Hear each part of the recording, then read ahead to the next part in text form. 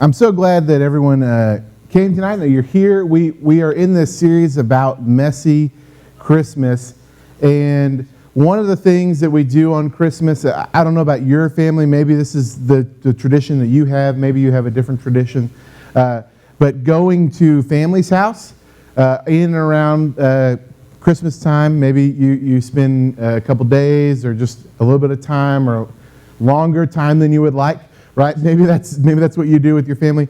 I know that growing up for me, one of the things that we used to do was every Christmas Eve we'd go over to my grandparents' house. They lived in Austin. I lived in Austin. It wasn't a big deal for us to get there. I mean, it was just like 10 minutes away. So we would go over there, but on Christmas Eve, and it was a lot of fun. We would open up the presents that they have for us, but also one of the most memorable things that my grandmother would do is she had these stockings. Right, these are Christmas stockings that we had, and she would make every year, for whatever year it was of our life, like if we were 1-year-old, 10-year-old, 13-year-old, whatever, she would put a little thing that represent what our life was for that year, right? And so it'd be like, like the year I started football, she put a little football in there, and whatever. And so she did these, and it was like the plan was, hey, when you turn 18, I'm going to stop. That's going to be it. I was the youngest of all the grandchildren. And so when my older cousins started to turn 19, they're like, no, don't stop. And so she kept doing, she's like, okay, if you don't, she kept doing it for years after that. And so I think my stocking went to like 25 or something. I don't know what it was. But, and so that was a lot of fun. And have these different traditions and things like that you would do at your family and all these kind of things. And now one thing that this is how it works in my house, well, not my house, my parents' house, when I was growing up, was we would like open gifts, and we were very orderly in our opening of gifts. I think we are. Amy's saying, no, you're not. But it would be like one person at a time opens a gift, and we'd go, it's like, okay, you open your thing, and everyone looks, and everyone sees, and then like the next person, that kind of thing. And yes, stockings were the same way. So very orderly. That's the way we did it. I liked it, but that's probably just because that's what I grew up with. Anyway, so we would do this, and my mom would it's like half, like in the middle of opening up gifts, she'd have a trash bag out. And it's like, everyone's got to pick up your trash. Pick up your trash as you go. And then like by the end, it's like, no, we have to clean up all this trash and pick up all these things. And you're like, I don't want to. Does anyone have like a big pile of wrapping paper? Yes. Like when you're opening gifts? And like sometimes you're like, I hope I'm not throwing away a gift with all this wrapping paper. So that was a fear I had sometimes. And so we throw this back, we put it in these bags, and we do all this. And as we go, we're trying to manage the mess, right, that is being created by all these gifts and everything. And my mom, I love her to death, and I probably picked this up from her, but like if there was a gift that was in a bag, it's like, oh, we need to save that bag. We could use that bag again. And now she did that, but she never did this. I know some people do this. Does anybody's family save wrapping paper? Was that a thing that anyone did? No, okay. That was probably a Depression era thing. You'd like carefully open it so you could wrap another. Anyway, tissue paper. Oh, the stuff you put in the bag, you'd save that? All right. Even at any party I go to, I just can't handle it. You gotta. Holding out other people's. So, excuse me. In all of this, we have like the craziness of Christmas, opening gifts, and then we have trying to manage that mess, trying to clean it up, and like we do to an extent, and like some people are really passionate about, hey, we got to keep this clean, we don't want any mess. Like I know we just opened all these gifts, that kind of thing, but this is kind of like, it's not just something that happens at Christmas, right? And it's like we manage the messiness of gifts, but sometimes we try to manage the messiness of our lives, right? And things happen, and we just like, we get in situations and there's a mess or there's something we don't like and we try to manage it. And here's the deal, Christmas actually brings messes to the surface. It actually brings some messes to the surface in our life. And you're about to start Christmas break, right? And you're going to be off for 2 weeks here in like a week and a half or whatever. And that's going to be great.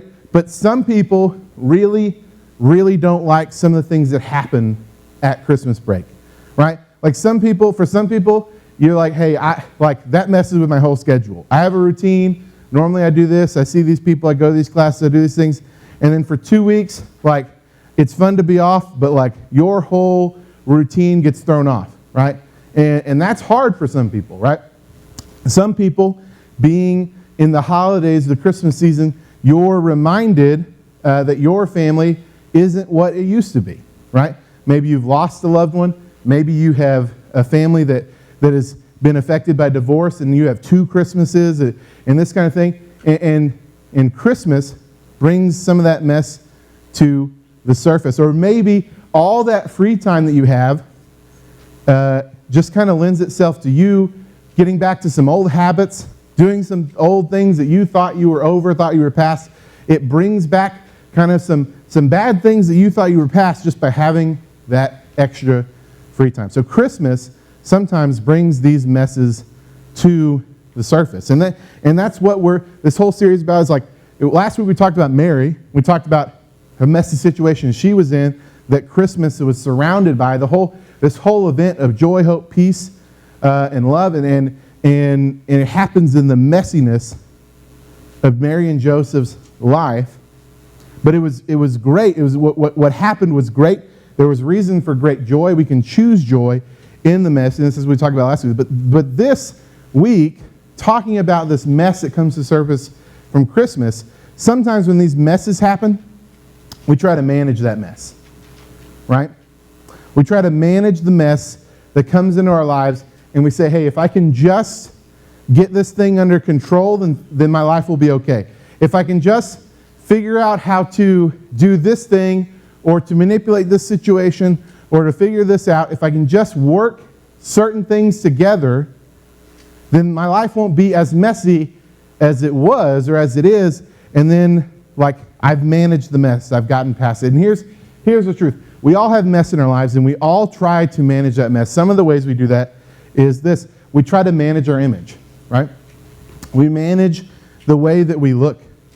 And I don't just mean physically, I don't just mean like the things you, like the way you dress or the way you look, but I mean like how you present yourself to people. And we do this in so many different ways. We do this in the things we say, the activities that we're involved in, how we present ourselves on social media and to our friends and people that we want to be our friends. We manage our image. And we want people to see the good things about us, and we don't want people to see the not so good things about us, right? We manage that mess that could be the mess of our image, right? And another thing we do is we manage expectations, right? I don't know if you realize this, but expectations are in every part of your life, right? You have expectations for everything. You have expectations for your school. You have expectations for your friends. You have expectations for your family. You have expectations for your future. You have expectations for your boyfriend or your girlfriend. You have expectations for everything in your life.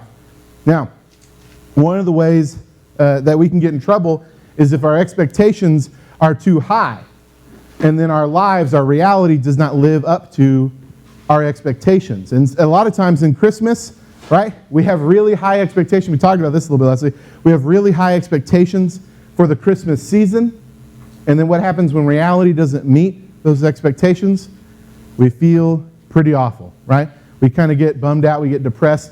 Like we feel like, oh, maybe this whole Christmas thing isn't what it's cracked up to be. And so what we do is we get burnt by that a few times in life, not just Christmas, but we get burnt by our expectations being too high. We start to manage our expectations, right? Which is not a bad thing in every sense, but sometimes we get into a mess with our expectations, and we think, I'm just going to manage my expectations. Like life really isn't going to be that great for me, so I'm just going to, hey, whatever happens, happens, right? And so we try to manage the mess by managing expectations. And then this one, we manage relationships, right? We manage the people that are closest to us, and sometimes that means that the way we do that actually hurts other people. When we try to manage our relationships, we do things that maybe hurt other people that we love the most. We try to, maybe we manipulate people sometimes. Maybe we, like the people that we love the most, we manipulate to do things that we want them to do. There's a mess that we perceive.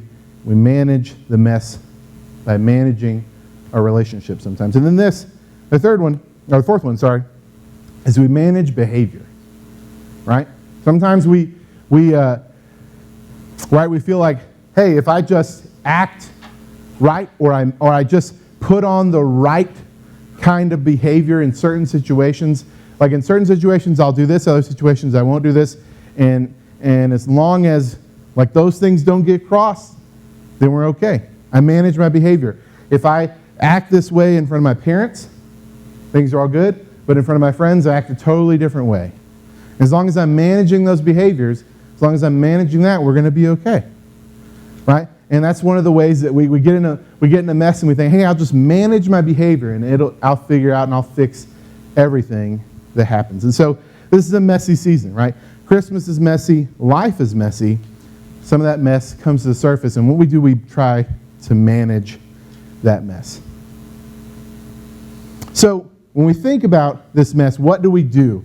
What do we do with the mess? How do we realize that we keep constantly trying to manage the mess of our life? And what do we do about that? How do we actually manage our mess well? Like, are we supposed to even just manage the mess? Like, this is a real issue, because you're like, okay, life is messy. What do I do about it? And our first response is manage it, right?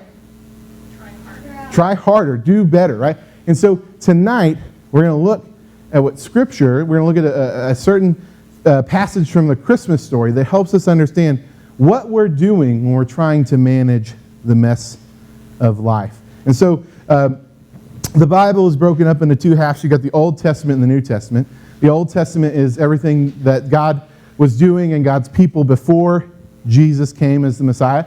And then the New Testament is about Jesus' life and what he did and everything after that up to a certain point, right? And so that is the Old Testament and New Testament, but all of it points to Jesus, right? The Old Testament prophets were pointing to the coming Messiah. And we see even from the beginning, even from Abraham, God made a covenant that he was going to send a Savior, a Messiah, and we see that ultimately answered in Jesus. And now, Christmas, the Christmas story, is all about Jesus and his birth, the incarnation, right? And so this is a huge, huge deal.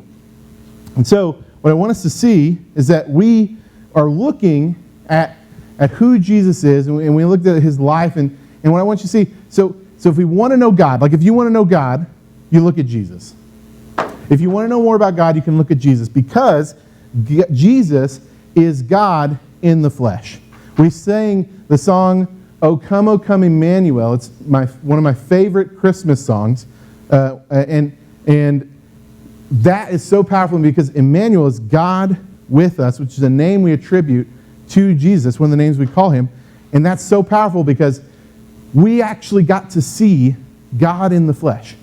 And when we see Jesus, we know what God is like. So that is why we celebrate Christmas. That's why Christmas is so important. So there's a couple stories about Christmas that you may think of when you think about the Bible and the Christmas story. And we're going to look at Matthew today. And in Matthew chapter 1 is a lot of the stuff that you see like at your grandmother's house, or your parents put out a nativity scene, or you do the drive-through nativity here, right? You got Mary and Joseph, and you have Jesus, and you got the cave or the barn or whatever, and then you have the animals and all that kind of stuff.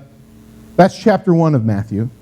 Chapter 2 is a little more intense, right? You got chapter 1 where it's like, oh, Jesus is born, and animals, and awesome, right? And then chapter 2, like, it gets, yeah, exactly. It gets real serious. And so we're going to be talking about chapter 2 today, and we'll be starting in Matthew chapter 2, verses 1 and 2, and here's what it says.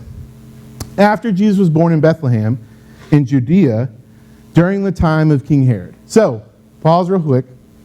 So, King Herod was the ruler of this region, and he was in power, and he was a tough guy, right? And here's the deal. Kings, what do kings want to do? They want to rule and they want to keep their power, right? They don't want to lose their power, because if they lose, that's all they got. That's everything. The power that they have as king gives them wealth, gives them any wives they want, gives them any kind of influence. That being king was a great position for material success and prosperity. And so King Herod King Herod was in this area where Jesus was born. He was king. He was in authority. And this is where we start. We're introduced to this guy, Herod, as a king, into our story about Christmas, right? So after Jesus was born in Bethlehem, in Judea, during the time of King Herod. So when Matthew is writing his gospel, he makes a point to say, hey, guess what? King Herod was there. Why? Because he's actually kind of important to this story, right? He's relevant. So here's what it says. It keeps going. It says, during the time of King Herod, Magi, however you want to say it, from the east came to Jerusalem and asked, where is the one who has been born King of the Jews? We saw his star when it rose and have come to worship him. So these are the wise men, right? That we hear, that we oftentimes think about when we think about a nativity scene, that kind of thing. The shepherds, they came, and when Jesus was born, they were there. They saw the baby, and they testified. We talked about that last week. The wise men came a little bit time later. So this is not like the same exact day. This is a little bit later. They encounter a star, and they're following this star to find the Messiah, right? And they say, where is the one who has been born King of the Jews? We saw a star when it rose and have come to worship him. So they're coming, and they go to Jerusalem, and they say, hey, we're looking for this King of the Jews. Right now, if you are Herod, and you are king, and you hear, wait, there's this other king, you're a little intimidated, right? Because you're thinking, who's this other king that's come to overthrow me? Like, who's going to come and take away my power? And if I'm going to have anything to say about it, I'm going to put a stop to this, right? And so, what does, we'll get to that here in a second, but what I want us to see is that Jesus was a different kind of king, right? He was a different kind of Messiah, even than what some people were expecting. See, Jesus, when he came, we keep talking about this incarnation, this God with us, that Jesus was God in the flesh. But Jesus did not come to abuse his power or to act as an earthly king like many kings do, or to use his godliness to his advantage. In fact, Philippians says it this way. Paul writes this when talking about Jesus. He says this, in his very nature he was God. Jesus was equal with God, but Jesus didn't take advantage of that fact. Instead, he made himself nothing. He did this by taking on the nature of a servant. He was made just like human beings. So, to hit this again, Jesus was God who came to be like a human and did not abuse his power as God. Right? And that's so powerful. That's so huge, right? So back to Herod.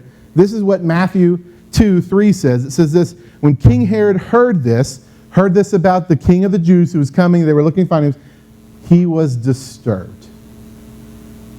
So Herod was disturbed by the fact that there was this other king that was coming, and he was intimidated. He was thinking, this guy's going to take my power. So, he feels like he's losing control. Herod feels like he doesn't have this power that he once did, or he might lose it. He's in fear of it. And so he comes up with this plan. His plan is, hey, And this is what it says. He says, hey, you know what we need to do? We need to go and we need to find everybody that's born in Bethlehem at this time that's 2 or younger, and we should kill them all. Because that'll fix this problem. Like, you know what? If we just get rid of all the babies in this area who were born, then we'll get the king. We'll get this future king of the Jews, and then we'll squish this, and it'll be no problem. Now, here's the deal. If you are a parent, right, who lives in this area and had a kid, how would you feel about such a rule? I'd be like, no way, Jose. Yeah, pretty terrible, right? And so this is what Herod found himself in, right? He puts this decree out there, and of course people they're like, no, this is the worst, right? So in order to control a future mess, he does something. He tries to manage this mess, and he actually creates more issues. He actually can't he can't control this mess, because if you know this story, and you can read more about this, that Joseph and Mary actually take Jesus and they hear this decree and they go, you know what? We got to get out of here. We're leaving the country. We're going to Egypt because we'll be safe there. So this whole thing that he does to try to manage the mess doesn't even work. He doesn't even kill Jesus, and Jesus still comes. Now, what Herod didn't know is that Jesus had no interest in taking Herod's position. Jesus had no interest in being the next King Herod. Jesus was after people's hearts. Jesus was after the kingdom of heaven and not just an earthly kingdom. Right? And so we see this, and so Herod tried to manage this mess. We try to manage the mess, and we feel like we're losing control, and we don't like it. So here's what I'm saying. Okay, I don't want you to get confused. I don't want you to hear me saying, we're all Herod, right? Like, that's a little extreme, right? But Herod is an example. We can look at Herod and go, look at just the same way that Herod saw a mess and he tried to manage it, and he did something that just made it worse, and really there was nothing he could do about the mess anyway. It was going to happen. Like, Jesus was still going to come, and Jesus was still going to be the Messiah. He felt like he was losing control. Just like Herod feels like he can manage the mess, and in reality, he couldn't. Our lives are the same way. I know we don't want to hear that, right? We want to think that we can manage the mess, but what I don't want you to miss is that you can't manage the mess. We try to, and we feel like we lose control, and we don't like the things that we're in, but we cannot actually manage the mess that we're in on our own. We want to lean on our own understandings, but we can't actually do it. So here's what Matthew 2:8, hey girls, listen up. Matthew 2:8 says this, talking about King Herod sending people out. He says he sent them to Bethlehem and said, go and search carefully for the child. As soon as you find him, report to me so that I too may go and worship him. Right? Herod had no interest in worshiping Jesus. Herod wanted to find baby Jesus and wanted to end him. Yep. He wanted to end him. And we see, like I said, he went on and he made this decree. But in this situation, Herod represents what happens when we try to be the Lord of our own lives. That's what Herod represents. He's trying to manage the mess of his life. He's trying to manage all these things. He's trying to be the Lord of his life, but he can't. So Herod represents that for us. See, Christmas changes and our lives change when we realize that Jesus came so that we could finally have real joy, peace, hope, and love. And in that situation, everything changes. When we realize that that's why Jesus came, and that we don't have to manage the mess on our own, everything changes. So what I want you to see tonight, this is the thing I want, the bottom line, here it is. You can write this down. You can memorize whatever you want to do. Is this. You weren't meant to be the one that keeps it all together. You weren't meant to be the one who handles everything. You weren't to be the one that manages the mess. You were not meant to be the one that keeps it all together. God is that. Jesus is the one who says, hey, lean on me. Like your burdens, like you can put them on me. The things in your life that you can't manage, I want to manage them for you. You were never meant to figure everything out on your own. God wants to carry that for you. He wants to help you with your life, with your mess, and with your messy Christmas, right? So you weren't meant to be the one that keeps it all together. God keeps it together for us. So this is what makes Christmas so powerful, right? Is that it's not about keeping things together in our own power. It's actually about trusting God to take care of it for us. So here's a couple things that you can do. The first thing you can do is loosen your grip, okay? So I've got this jar of candy here. Daniel got into it earlier.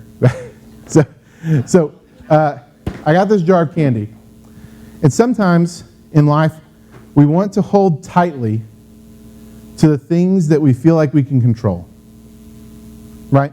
And this is part of managing our mess, is we want to hold really tightly to the things that we think we can control, because if we let go, what's going to happen? We lose control.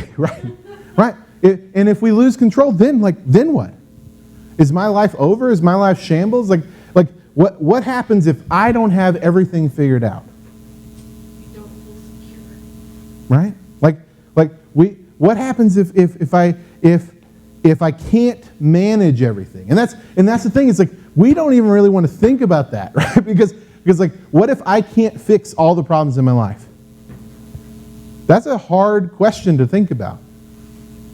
And if we're really thinking about, we want to depend, like we want to be completely dependent on God, and if we want this whole idea of like, hey, we weren't supposed to have it all together, we have to loosen our grip.